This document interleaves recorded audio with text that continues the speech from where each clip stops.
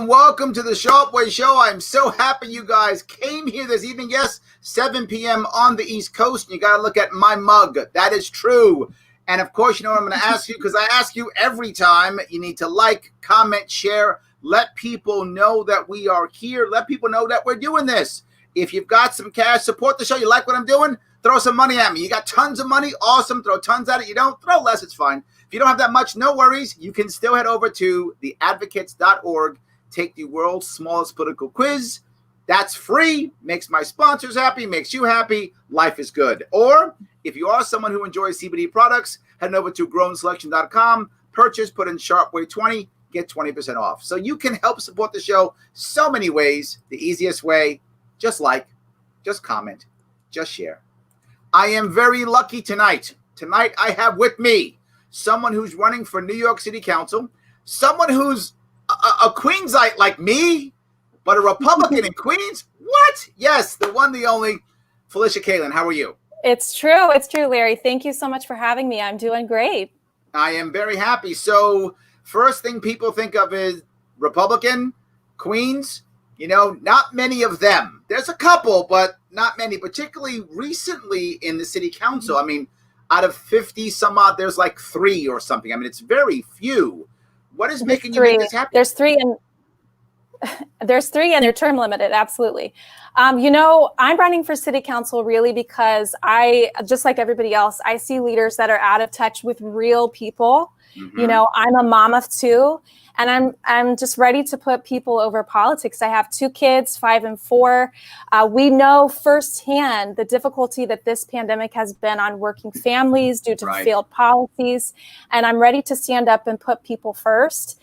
And, you know, like you said, our system that's been set up is really one-party rule, and there's been mass mismanagement, and it's time to take a stand and make sure that government works for people again. And that's really why I'm running.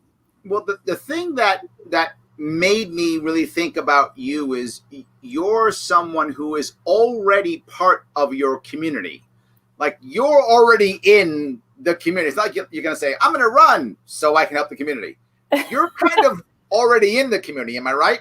Right. Absolutely. Absolutely. So my husband's actually a pastor, and we do the work that we have to do so that we can have time to love and serve our community. And we do that in all kinds of ways. And, you know, we do trash pickups.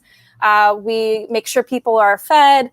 You know, we're actively working in the community. And this just happens to be the next step in loving and serving my community, and again, putting people first. So I'm absolutely honored to really run. Thank you. For more about Felicia, please head over to FeliciaKalan.com. You see it right there. But I want to show something, right? This is you. This has got to be, I don't know. This is months ago. I think it was sometime like 9 months ago when you did some type of, I guess, drive for medical gear, right? For medical personnel. Let me show the people this piece so they can see what I'm talking about. This, by the way, is on YouTube if anybody wants to see it. But it made me realize you're in the thick of things. Here we go.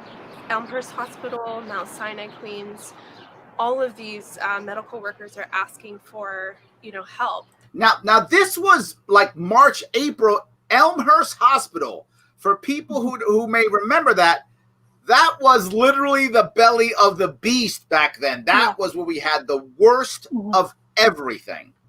Absolutely. If you remember, Larry, during that time, PPE was very hard to come across. So we actually have a lot of networks of churches around Queens, around the city, people even outside the city who are always saying like, hey, how can we love and serve New York City? And so we had people from all over the country mailing in PPE that they actually would hand sew. And we were able to, feed healthcare workers in Elmhurst Hospital and Mount Sinai to really gather supplies. And that was really, Yeah, that was led really by our church and some amazing other churches in the community. And yeah, we were happy to help serve and meet needs. That's what the church is for. So that's what we were doing. Yeah, but Cuomo's trying to shut down the churches, though. Luckily, the Supreme Court said no. So, Exactly. there's something. Exactly. Luckily, the Supreme Court said no. Don't touch our food and don't shut down our church. There we go. I like We don't it. like that. Let me show the rest of this clip real fast. And so that's what we're doing right now. We're asking the community to come from 4 to 7 p.m. We'll be doing this regularly to drop off face masks, cleaning supplies, food donations. So this was not just the masks; it was also so they could clean and also to feed them, because they were doing double shifts and such because they were overwhelmed. Exactly. Absolutely. Who had bought masks, or they're sewing masks, really from all over the country, people who are starting to reach out within our church network to say, hey, what are the needs? And they're sewing masks right now, and they're mailing them, and we're distributing them to the hospital. So at least they have something until they get those essential products like the masks that are the medical masks. So, doing that kind of thing, I mean, this is what community is about. This is what we're supposed to be doing this normally, aren't we? Absolutely. Listen, Astoria is, we have so many incredible people and organizations that were formed out of the pandemic. And people are active in the community. People are like 9 Hugs organization, meeting needs right now in the holiday season. So many great people stepping up to serve needs. I'm not alone in that. That's just part of being, part of Astoria and East Elmhurst, Woodside, just incredible communities. Well, the thing that you're talking about is bringing people together. And I have a question from a viewer, if you don't mind.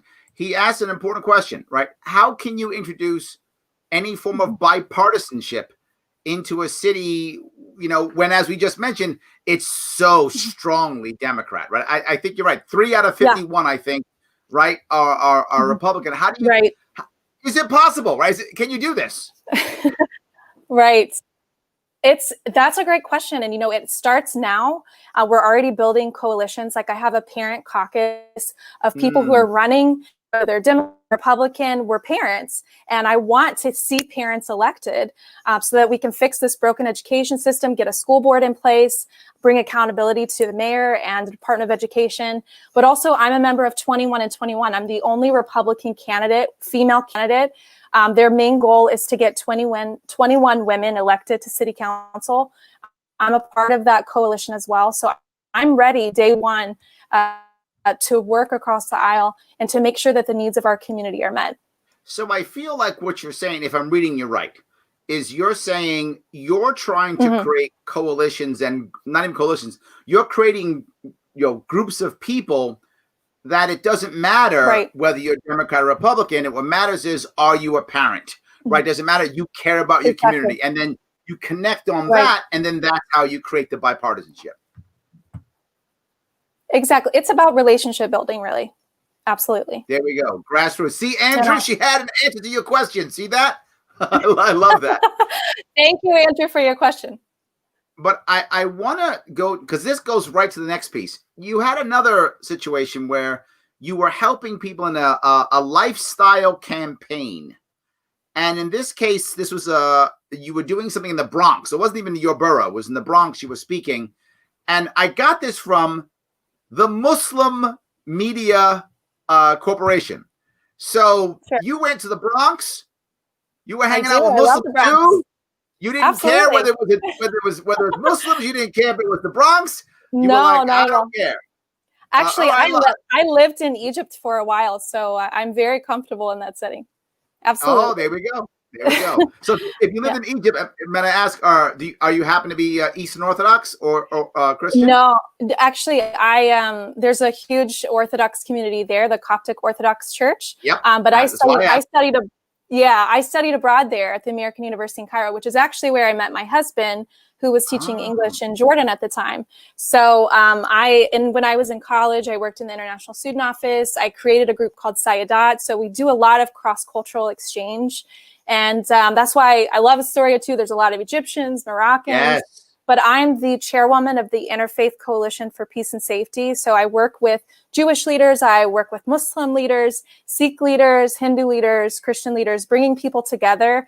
And, you know, the common thread being that we're people of faith, and peace and safety, promoting peace and safety in our neighborhoods. So that was part of the lifespan, is a group of faith leaders coming together and saying, hey, we have some issues in certain areas, poor areas in our city where there's food deserts. And with the COVID-19 pandemic, nutrition is a huge part of our health. And so 100%. Absolutely. So access to healthy foods is something really important. It's bipartisan, it's cross-faith, and it's something that as community leaders, we were all coming together to bring awareness of. So we want to continue to do that here, make sure that people, especially in NYCHA housing, you know, they don't just have access to bodegas, which are great, but they have access to grocery stores that have, you know, good quality, nutritious food. Yeah, no. Bodegas are delicious, but that should not be the only place you're eating. Exactly. That's for sure. Should not be the only place you're eating. Absolutely. I agree completely. Yes. Little Cairo is like 15 blocks from where I live in Astoria. Oh, amazing. Yeah. So Steinway Street, that's like a second home to me. Yeah. There we go. Exactly. It takes me back. There we go. So yeah, let me put this up so people can see this. Hi, everyone. My name is Felicia Kalan. I come from the faraway land of Queens. Anybody else from Queens? There we go. There were some Queens people there. No, it's there were Bronx today. And I get the fun job of being a pastor's wife, which is hilarious. I never would have thought that would be my life, but that's what I live. So we have 2 kids. You know, I wanted to bring that piece up because when I've heard you speak a few times, and when I hear you speak, what I notice you do something pretty well is you immediately try to connect to your audience. You asked about people being from Queens. You said, I have kids. So people in the audience go, oh, yeah, me too. Oh, yeah, me too. It's like you're actually doing something which so many don't do. You're not afraid of an emotional connection, which I think a lot of politicians. Not at all. Yeah, they push away from that. They either go to rhetoric like, I'm a Democrat, so are you. I'm a Republican, so are you, right? So they either go rhetoric or they go just policy, like, you know, this is the right policy or this is the wrong policy. You seem to be like, hey, I'm here. Can we have a conversation? Which, in my view, is a different way of communicating. Have you gotten a response from people either way? I think so. Especially in our community, you know, we have such a diverse community. Before you, you know, cook a meal and serve it to someone, you got to build a table. And that's part of that relational building and connection. And if I started off with saying, hey, I'm a Republican, and, you know, I want small, you know, all the policy points there, doesn't mean that that's not important to me. What's important to me is always the person in front of me. You know, I believe very strongly, if you love the one in front of you, you'll love the many when you're a leader. And if you don't love the one in front of you, you probably won't be a very good leader. So whatever conversation, whatever room I'm in, the person or people in front of me are more important than even, you know, myself. That's what public servanthood is about. It's about putting the needs of your community, you know, first. And so that's what I try to do when I speak. So thank you for calling that out. I appreciate that. And yeah, that's just part of who I am. So wait a minute. You're saying that when we elect you, your job isn't to rule us with an iron fist? What? That's what I thought all leaders do. You elect Not them at all. and they become your monarch and give you orders. That's how we do things. Oh yeah, God. not at all. Not at all. Okay. So let me ask you, you're representing a part of Queens. Yes. But you're also going to be serving in the city council if you win this thing. What are your kind of 3? There's probably 1,000 issues that you want to talk about, but just give me like top 3. What are like the top 3 issues that are kind of right there at the top for you?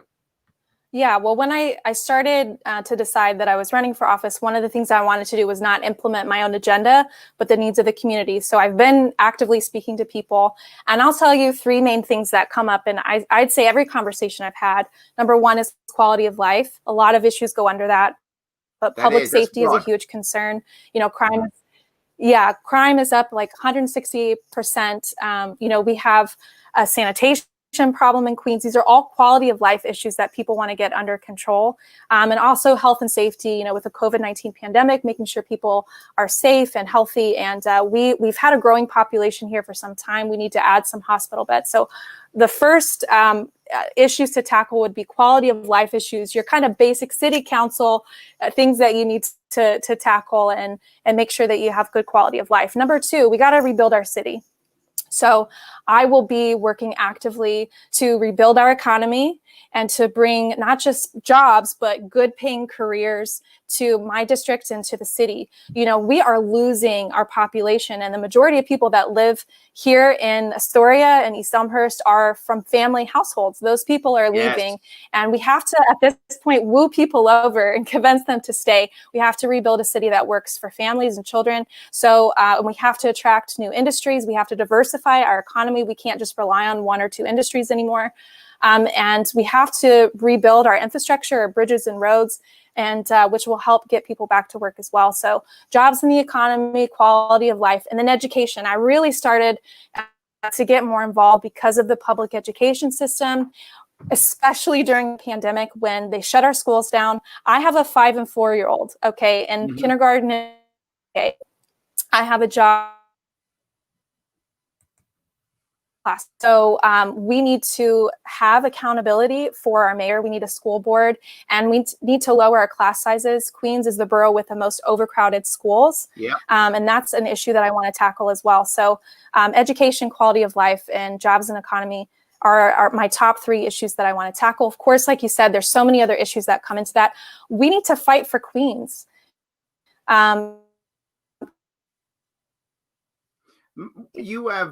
Queens always gets the short end of the stick there. Yeah, but you've grabbed 3 topics, and each of those 3 issues, they're monsters each, right? I mean, those are 3 monster issues, right? I mean, they just are. And I think the COVID response has made them even harder to deal with. They were hard to deal with last year. And now, I mean, they're even harder. And I worry that it may be overwhelming for anyone or any group on what do we do first? What do we do second? How do we prioritize? They're all important, right? But do you go, well, we're going to wait on education because we've got to deal with quality of life, or wait on quality of life because we got to worry about this or that? So I think it's a huge task. But I want to go to a bigger point you said, which I think covers all of them, which is families leaving Queens. Yes. That piece is big, because I think you wind up turning Queens, if you don't stop that, into only a renters community. And I don't mind renters at all. I'm happy we have a good rent population. We want that. But you don't want it where it's 95% renters, right? You want a mix of owners and renters and business owners and families and the young people trying to make their way through, and a whole mix of that. Right. And it's a massive task to shift that, or worse, just have the renters in Queens, but everybody works in Manhattan and there's no business in Queens, right? The business is only in Manhattan, and everyone just only lives in Queens. So I'm saying this for our audience because a lot of the audience isn't New York City, so they don't understand what you and I automatically knew, right? But they don't get that. So I guess where I'm going is it's a massive task. Help me if you had to. Is there one that even in those 3 floats to the top? Absolutely. So you cut out just a bit. Can you repeat that last question? Yeah, no worries. Of all the things you talked about and how it's very challenging, is there one of those 3 that still floats even higher to the top? I mean, absolutely. It's going to be jobs and economy. We can't retain our family population if families don't have jobs. And so I would say one of the things that I'm really excited about, I have like an entrepreneurial spirit, and attached to my office, I want to have an incubator space for startups and a community space. We have a thriving local entrepreneur community here. We have a thriving arts community. Those things need to be showcased. They need to be empowered. We don't want to just attract large corporations. We actually have have incredible small businesses already here. We need to invest in those small businesses. We need to grow those small businesses. We need to have a platform for them to thrive. I would love to see, Steinway Street, we've seen a lot of empty retail spaces. We can revitalize those spaces with local businesses. We can have shared local spaces that people come in and they get, we see this in Brooklyn and other areas as well, where they have a shared space and we're rebuilding that, and maybe we provide that as a service to our district through discretionary funds. But there's ways to rebuild our economy and focus on local entrepreneurship as well. It's very difficult to just pick one issue, but I would say we have to have income. We have to have tax revenue to rebuild our budget, to provide the services like education and all of the important things like sanitation. But in order to rebuild our economy.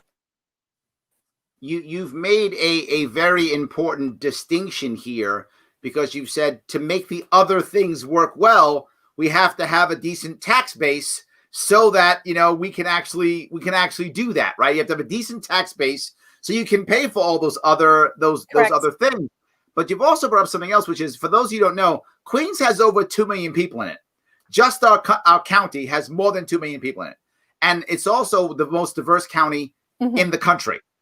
And we have a massive immigrant population, which means by default, whenever immigrants come, entrepreneurship comes. You're totally right. You've read our neighborhood perfectly. That's exactly what our neighborhood's about. We have a massive entrepreneur spirit because we have, that kind of immigrant, idea. But I want to go one step further if I could. Jamie brings up a point. He says Republicans are toast. They cave all the time at Democrats. This is one reason why I changed my party to Libertarian.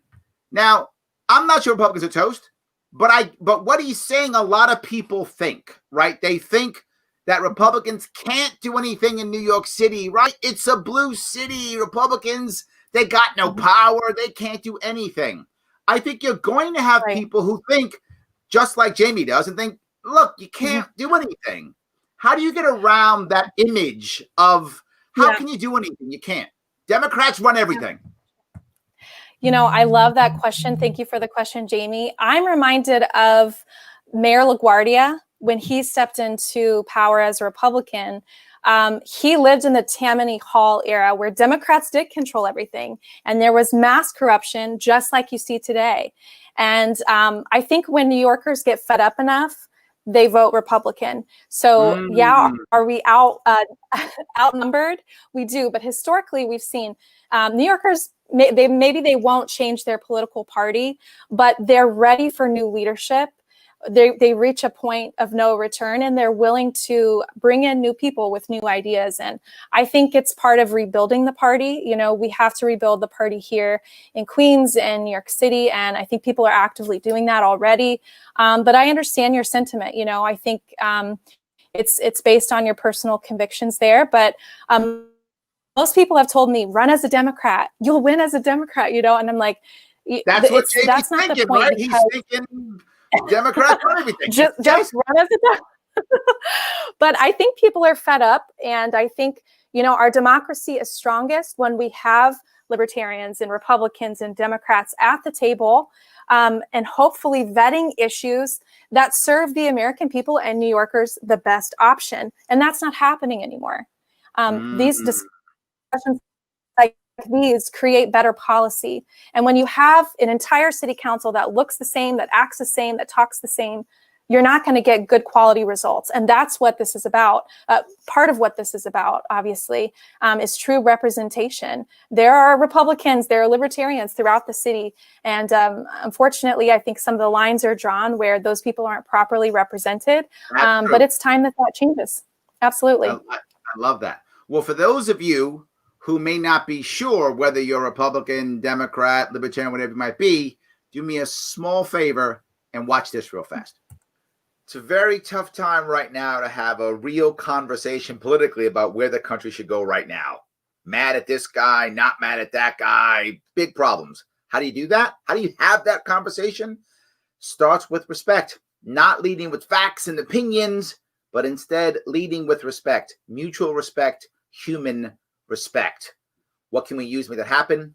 The world's smallest political quiz at theadvocates.org. Go there, take that test, show people that test, show them the issues, and have the conversation with your family and friends to make an actual change and have a real conversation in this country. Theadvocates.org. That guy's smart. Oh my God. He's so smart. Yes. By the way, that's what my sponsors. Please go over to theadvocates.org. But so what you're saying, if I read you right, is you're saying that there are many New York City people who won't change their party from Democrat. They will still feel like they are Democrats, but because they're so upset at their own party, they'll vote Republican to get somebody else in. Well, absolutely. And most people that I talk to, yeah, absolutely. Most people I talk to say, I'm a registered Democrat because I really want to vote in the primary and make sure that we don't have someone who's so far left. That's the kind of the majority of people that I talk to are your more conservative Democrats, more of your moderate Democrats. I think that makes up the majority of our community. And a lot of people will tell you if they do business or whatever, you know, they are nervous right now to support anyone who's Republican or what have you. So I think, you know, just making sure that you're making those personal connections and showing like, hey, you know, this is what Republican means to me. It may mean a lot of different things to people, but for me, this is what it means. And I'm the needs of my community, not my political party. So you talked about having that incubator, right? That way of supporting small business. Yeah. Sandra brings up, and what most people think about is, you know, we don't need government help, get rid of regulations, permits, licensing to start up businesses. It's a common, you know, thought process. Help businesses, you know, start dumping permits, start dumping licensing, do that kind of thing. Yeah. Is any of that part of what you're talking about, or where is your head on that style? 100%. We need to get rid of some of these, you know, bogus regulations for small businesses. Right now, shutting down the indoor dining was the worst policy you could absolutely come up with at this point. I don't know how people are doing it, if they have any kind of heart to the small district in our city. So yeah, we have to keep those regulations in check. And, you know, we have to keep health and safety, especially there's some ridiculous regulations that need to be repealed. And there'll be things that people don't even know about, like the awning law. Like there's just these things that come out of left field and they get a $15,000 fine. And those things shouldn't be the case. You shouldn't have to feel like as a small business owner, you're ready to get fined at any point if you know, move the wrong way. It's just, that's not how it should be. So that's absolutely something I want to do. I remember stories of the bodegas having to take their signs down because the sign regulation changed overnight and they were coming by and getting $5,000 fines. So they just decided, I'll just take my sign down because they can't afford the fine and they can't afford the new sign. So take the sign down. You know, I'm on a corner. Just come see me right as you get off the sign. I mean, I get it completely. Yes. Yeah. And go ahead. Sorry. I see no. From Kendall. Kendall just says, Sharpe is the only man I notice who will work with Republicans, Democrats, and anyone else who cares about growing the economy. Yes, Kendall. Yes, absolutely. If you want to help grow my city, if you want to help grow the economy, I'm in. Adam, I'm in. Yes, 100%. We have to work with people. I wish the whole world was libertarian. That would be amazing. I wish there were 7 billion libertarians. That'd be awesome. But there aren't. So we'll work with who we can and when we can. That's it. So Jamie, I think you got him, but he had another question. He's like, I'm with you, but how do you compete with unions in New York City? So he's concerned about union labor versus non-union labor and union rules and regulations deciding what's right and what's wrong. I think that's Jamie's concern. Okay, so I would say this is where I differ with some Republicans in that New York City is a really expensive place to live. And you have to have people who have good quality jobs that actually get paid a livable wage. And I think when we do projects, we should hire people within our districts, or not within our district, I'm sorry, within our city, and make sure that the projects that get the tax breaks and tax incentives are actually employing the people that live in our city who need to get by. I would say this, right now, not all unions support all Democrats, and I'll tell you why. The Amazon deal that didn't go through cost union jobs. A lot of the building projects and the things that are coming in, obviously we want balance. We want to make sure that the deals that come in are best for our community. But in any time you're speaking about carpenters unions or anything that goes into the building projects, and there's a lot of different unions that go into that, there's a lot of anti-development sentiment, which I understand with the cost of living here. And Democrats right now, especially very far left Democrats that shut down the Amazon deal, which would have brought a lot of jobs and tax revenue and business to the small businesses in that area. And they also had projects, but that's where our church is in Queensbridge and Ravenswood housing, that would have brought a lot of good community, benefits to that area.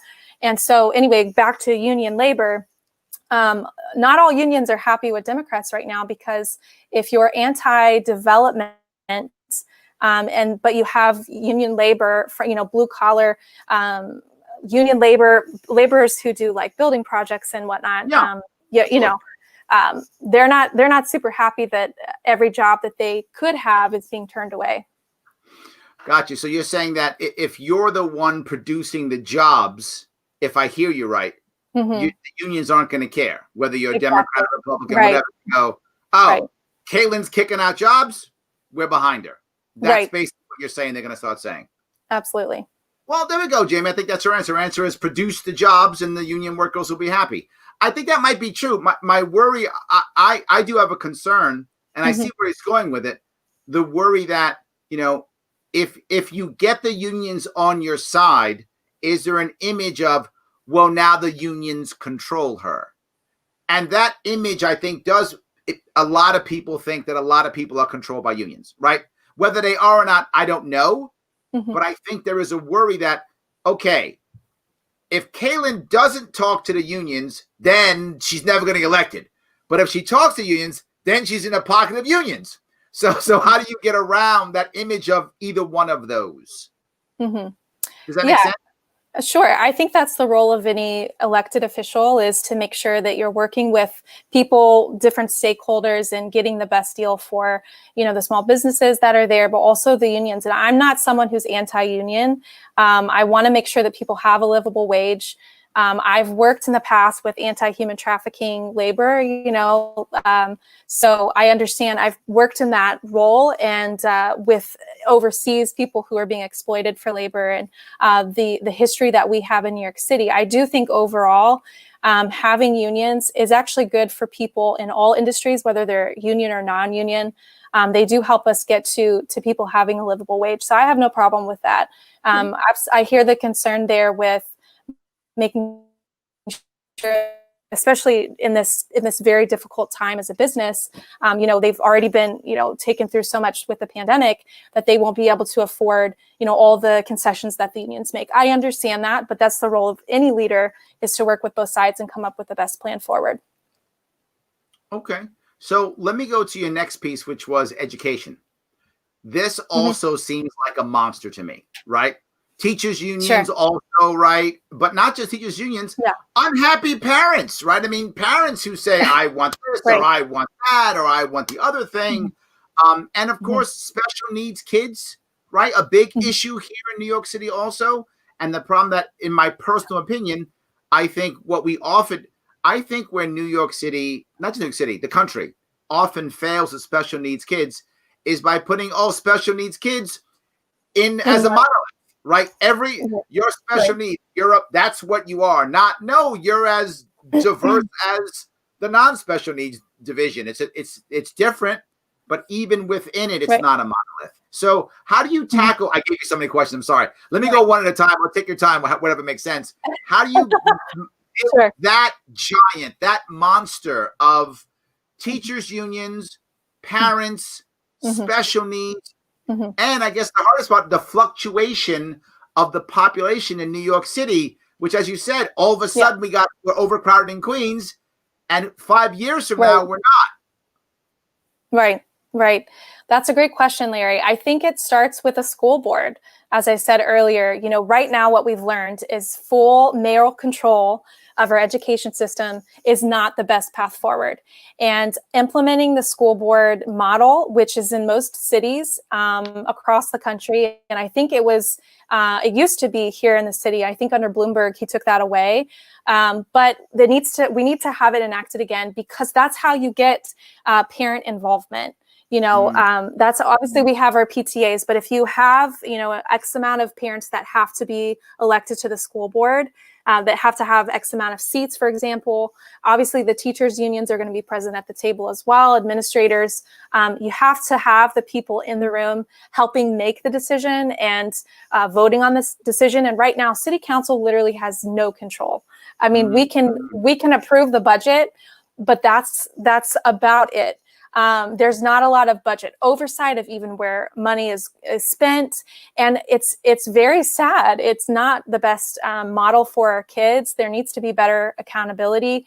And it's going to take people who are a little bit outside of the system to call it out, I think, to bring some attention to it. And I think right now, my biggest fear is with the remote learning model that they're going to try not allow our children to go back to in-person. And I think there's a lot of corruption with corporations and all of that, you know, the technology corporations who would benefit as a result. But I think our kids should be in person. And I fear that that will be something they try to do in the future. And I'm going to fight to make sure that's not the case. That's one of my worries. And I bring this up specifically for special needs kids, right? There are some special needs kids where if they don't go to school, so what? And there's some, it's a really big deal that they're in school with other kids, right? Depends upon the kid. Some kids need that structure. Some kids need that interaction. And some kids, whatevs, right? Depends upon the kid. Even special needs kids, they're diverse also. And I agree with you. I worry that New York City is going to create a one-size-fits-all answer. Exactly. And everybody goes home, or everybody goes back in, or right?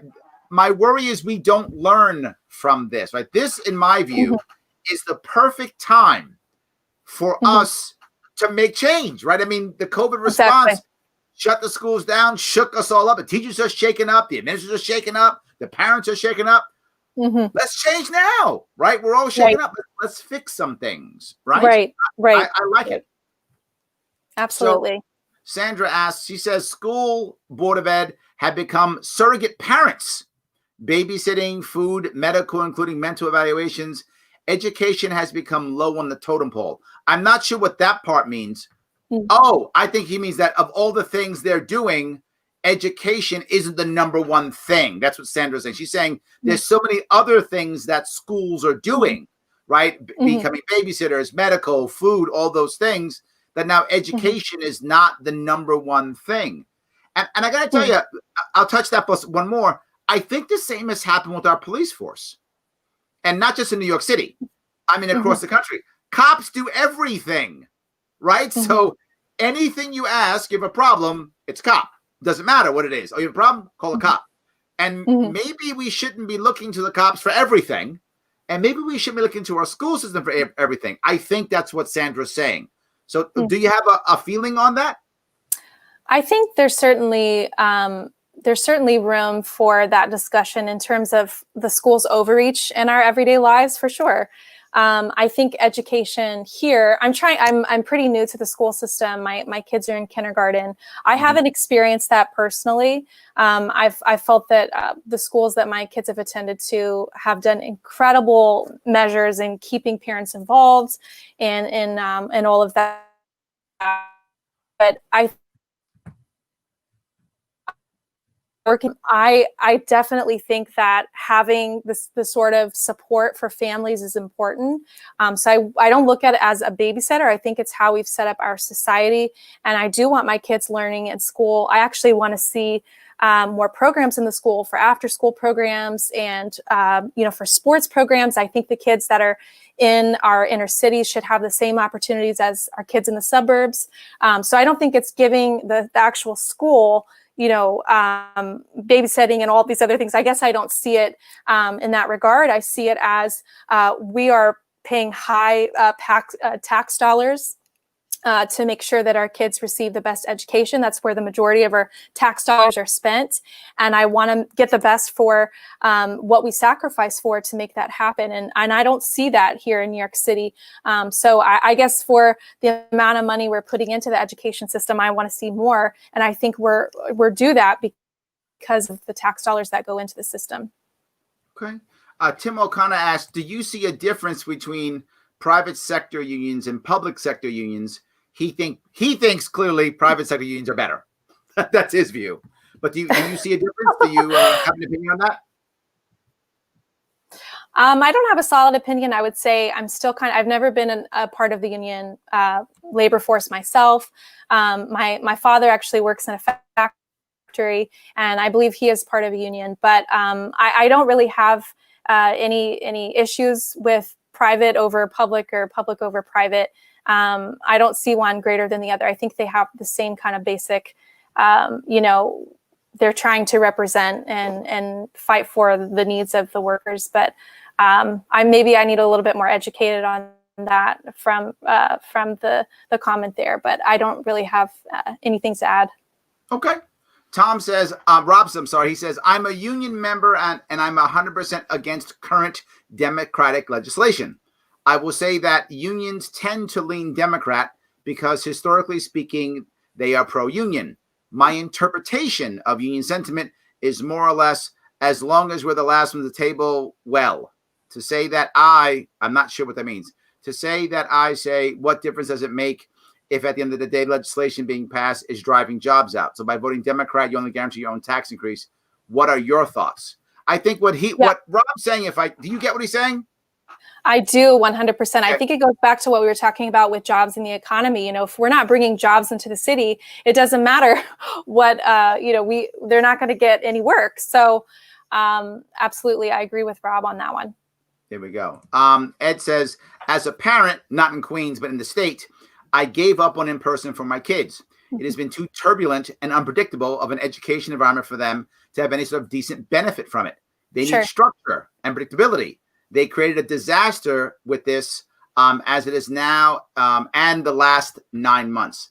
I've heard this many times. And, when my kids, we had an option. My kids are 16 and 10. And we had a choice. And my wife immediately said, leave them home.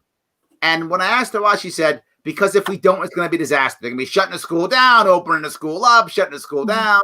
She was like, to Ed's point, we wanted some stability. So we just said, leave them home. At least now we can create another world for them and a stability at home. And they're basically being homeschooled now. So I don't know. What's your thoughts on what Ed said?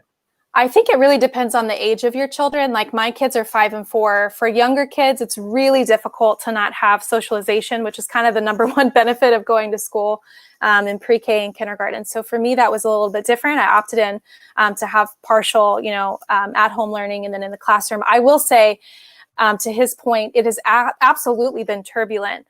The inconsistencies in policies, the last minute changes.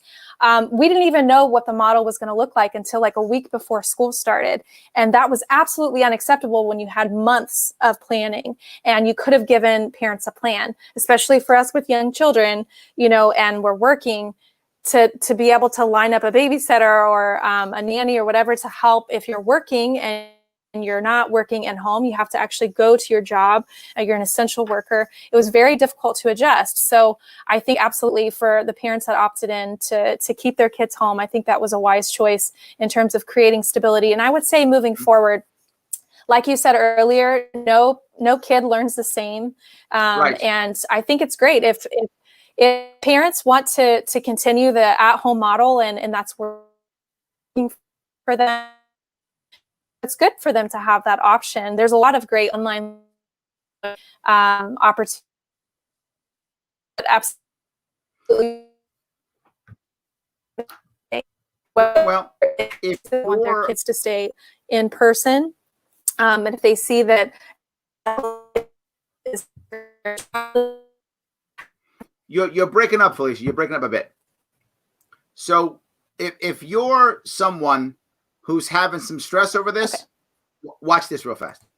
Larry Sharpe, host of the Sharpe Way here. Look, are you dealing with some anxiety, some stress, maybe some pain from hustling during this tough time. If you think a CBD product might help you relieve some of that anxiety or pain, head on over to grownselection.com. Check them out. High quality, top rated, libertarian owned. Looking for creams, powders, oils, whatever is going to make your health better. Check them out. Make a purchase. Put in Sharpe Way 20. Get 20% off. They're our sponsor. Support us. Support your health. GrownSelection.com. There's that smart guy again. So yes, thank you guys for listening to my sponsors. I appreciate it. I see what you're saying. And people here now are bringing up a lot of stuff. This education piece. Shelley says, everyone laughed at homeschooling families, even though they do substantially better in college. That laughing has stopped. That's what Shelley says. Yep. Yes. Every day I'm like, the women that chose this, they're saints. They really are. Yes, absolutely. Yes.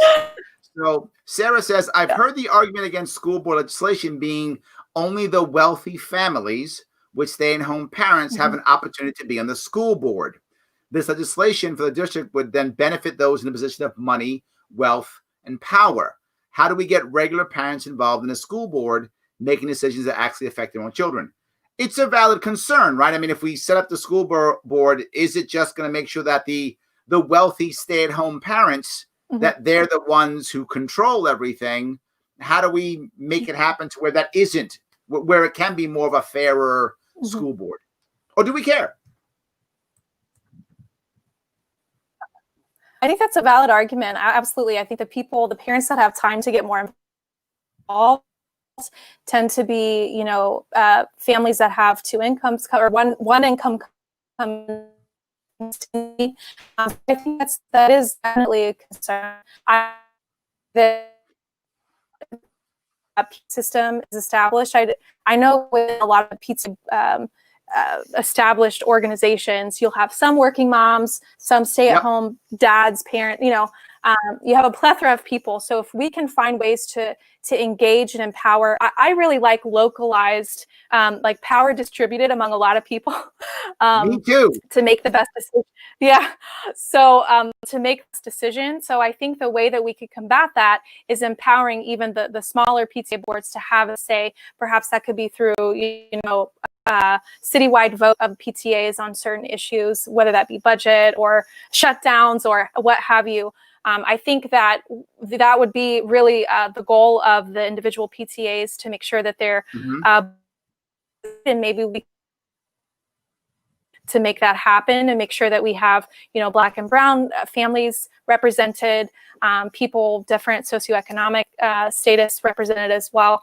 And it's not impossible to do. It is difficult, but I think we can make it happen. And again, I think it's better to distribute the power, and I think you'll come up with the best outcome. I'm a big fan of localization. Absolutely. Stacy Pressman says stability is most important. So yep, she's on board. Shelley says you are correct. Oh, you're winning the audience over. I guess you're winning them. It's good. Yes. Yes. It's the ladies. Ed says, yes. Ed says age does make a difference. I would love them with their friends again. I regret this part of it for sure. Yeah. I think a lot of people are feeling that. Right. Absolutely. Tim says, my daughter's school closed for 2 months after opening for 2 weeks because the teacher had COVID, allegedly. I don't think he thinks she had COVID. Maybe she ran away, Tim. Maybe that's what happened. Maybe she ran away. Who knows? So Shelley says, it's so sad. It's so sad for the kids. I know. It is. It is sad for them. I agree. Yes. I view this taking away children's social circles much like the foster care system. Ouch. That's a tough one, right? We know how foster kids make out. Yeah, this, you talked about the economy. Some people popped in. Talk about education. Now everyone, they jumped on. I think you hit a nerve with that one. You hit a nerve. Parents are pissed.